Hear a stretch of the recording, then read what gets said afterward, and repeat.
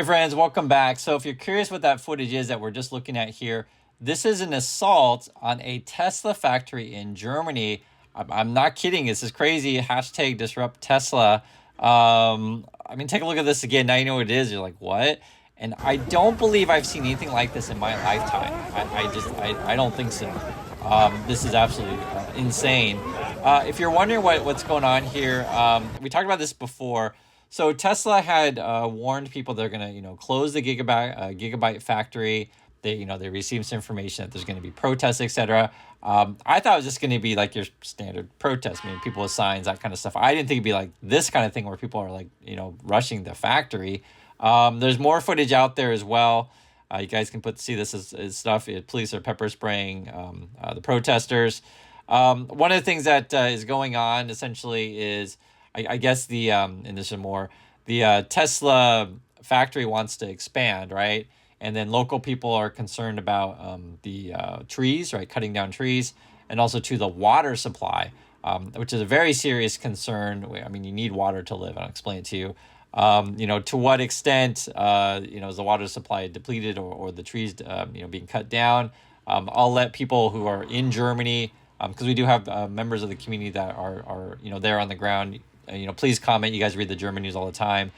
This kind of stuff, I didn't realize it would be like this. I just didn't. I was thinking because this is more kind of footage from there. So I thought it'd be people, kind of hanging out, having a protest. Because someone mentioned before, because it is, I guess this is a public holiday time where, a lot of people go out and protest during public holidays. So some people are saying, and I know people do that on holidays. It is a thing, but not like this. Like I said, I just haven't seen something like this before. So again, if you guys have ever seen anything like this, please let me know.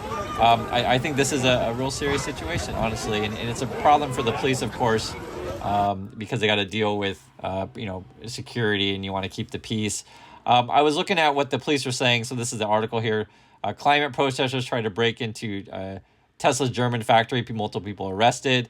I don't think there's any big injuries or major injuries from what I can tell. This is what a police spokesman said. It says here, police intervened, leading multiple arrests and instances of force. The police operation involved support of the neighboring states and national forces. Wow. Okay. Also said here, climate protesters have been expressed concerns about Tesla's plans, which entail cutting down approximately, this is the size of it, 250 acres of forest in a rural community of fewer than 8,000 residents near a natural conservation area. Yeah, so this would be like a national park, it's kind of thing, conservation area, right? So you're talking about trees and rainforest, and I guess they're going to put in rail freight and probably build roads, this kind of stuff. And Musk said this on Twitter about a month or so ago. These are either the dumbest eco-terrorists on Earth, or they're puppets of those who don't have good environmental goals. Stopping production of electric vehicles rather than fossil fuel vehicles is extreme dumb. And that was a statement from Elon Musk on Twitter. This is what's going on. And it comes at a time too where I'm thinking about this as a whole is, Tesla's in decline. So why are we expanding factories? I wonder if the plans are even still going through. Evidently, they must be if the protesters are there. And again, I like to get some input from local people on the ground there in Germany. We also have some other crazy news as well. I mentioned you guys before, so that was the German situation. Assault on the factory. I know my mind is still kind of shocked by this thing, but we even have an even bigger, not bigger, but we have another equally big shock coming out of the White House regarding the situation with China and EVs. This is the headlines. Biden really doesn't want China to flood the U.S. with cheap EVs. That is a real headline. And also to Biden to quadruple, you read that correctly, quadruple tariffs on Chinese EVs. I warned you guys about this stuff. I didn't even know it would be this high. I didn't. I was thinking, okay, maybe a double it or something like that. I guess they aren't playing. So the current tariffs on this stuff, I think it's 25%. So they're going to raise it to 100%. Yes, 100%. You heard that correctly. And if you think it'll change, with say Trump wins the election or not, I don't think so. I think what's going to be happening is you're going to have a competition between Trump and Biden in the election on who can be tougher on China. And so, Biden goes, hey, I'm going to quadruple tariffs. I'm going to raise it to 100%. And, maybe Trump's going to start saying, wow, you know what? If you vote for me, I'm going to raise it to 200%. And then Biden, vote for me, I'll raise it to 300%, right? Guys, I'm serious. I think that will be a real thing in the election of who can be tougher on China. And you probably know China is really, really important to the automotive industry, especially important to Tesla, which we're talking about. And there's a whole bunch of stuff involved with this. You have to understand what's going on in the economy. You have to understand what's going on in the EV market. And you also have to understand what's going on with Tesla, right? There's multiple things. So I'll give you an example here. We'll start with the economy here. If you guys have been following my channel, you know we've been talking about the Evergrande situation for a while. Basically, they're having an economic meltdown in China. Everyone was speculating on real estate. The money was free. These real estate developers would, take people's money and then use that money to start building a project and then raise more money, but then not finish the first project and start building another project. And then what happened was like kind of like a Ponzi, essentially, we're talking about here. They ran out of money, or pyramid. Pyramid's another way to describe it. Because they ran out of money and then didn't finish building what they first started. And you have all these people who took out loans and stuff like that to speculate and get houses, and then everyone's just like worried about everyone getting paid back. Another situation is kind of similar, related. It's just the money is drying up, and what happens if the consumers aren't there? This is a situation with Ford. I guess they're taking heavy losses on their EVs. Let's look at this, $100,000 per car. And the reason why, and it's kind of the same as the real estate, speculation, etc. You make big investments early on because you think the consumers and the money's going to be there by the time you finish. But what happens if it's not, right? So what happens if you make all these early investments on cars, you lose a $100,000 car, and then it turns out the whole industry is slowing, the money's not there. Things slow down and things change. I'll give you guys an example. So, because people were yesterday in comments, some people were doubting me on the whole tariff thing. It turns out that I was correct. It looks like tariffs can be really, really high, and also doubting, whether or not Tesla would struggle in China. Let me guys give you an example. So I have different news here in Korea than say what you may get USA or other countries that you're in. We hear a lot about Hyundai here. I have friends that obviously work in various Korean industries. But for the Koreans, essentially, they're like, what, messing with China regulations, Chinese government, it's just not worth it. And essentially, what it's a headline here is Hyundai ditches China plant to focus on India, Indonesia, right? Start looking to go other places. There's a couple problems that you face when you're in China right now. So one is you're having slowing demand, right? So you're having the China's economic meltdown, basically. The other thing that you're worried about as well is regulations. You got to deal with, cutting through the red tape, etc. You also deal with your Chinese partners, and you're always worried about whether or not the Chinese companies, your competitors, are going to steal your IP. You're worried about these kind of things. Then as the economy crashes in China, right? So because of no one has any money anymore, and population is actually in decline now, you're kind of concerned, okay, is it even worth it?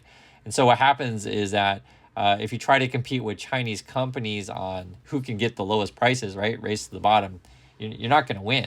Especially too if, and this is talking about Hyundai, right? Hyundai makes cars, of course. Tesla makes cars. Especially too if you're talking about the Chinese government supporting Chinese car companies, and you can't necessarily compete with that. You just can't compete. So actually Hyundai started closing factories. I think they sold one of their factories at a loss, and are refocusing.